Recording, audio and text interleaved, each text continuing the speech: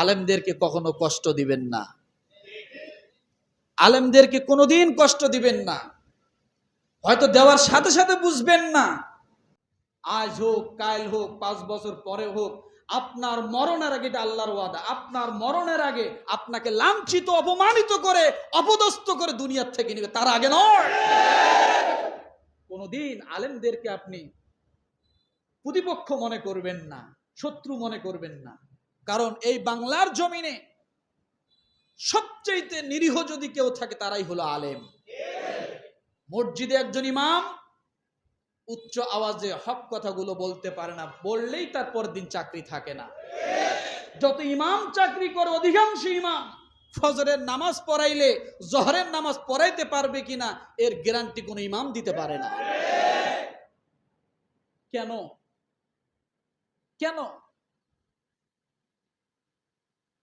আজকে মানবতা কোথায়? আজকে মানবতা কোথায়? সব সময় ওলামায়ে কেরাম মানবতার পাশে দাঁড়িয়েছে। সব সময় এই করোনার সময় সবচেয়ে যারা জীবনকে বাজি রেখে সামনে অগ্রসর হয়েছিল তারা আলেম ওলামা। বন্যা প্লাবিত যতগুলো জায়গা হয় আপনারা দেখতে পান সবার আগে দৌড়ে আলেম ওলামা।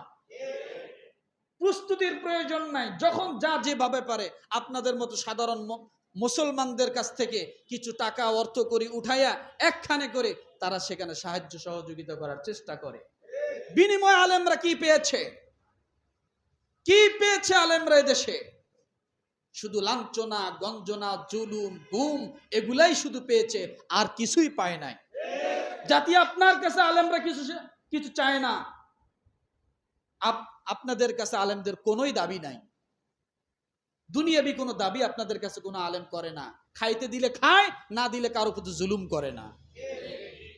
কত ট্যাক্স নেয়, রাস্তায় দাঁড়িয়ে রিক্সাওয়ালাদের কাছ থেকে জুলুম করে, কথা বলে, তারপরেও আলেমরা ভালো না।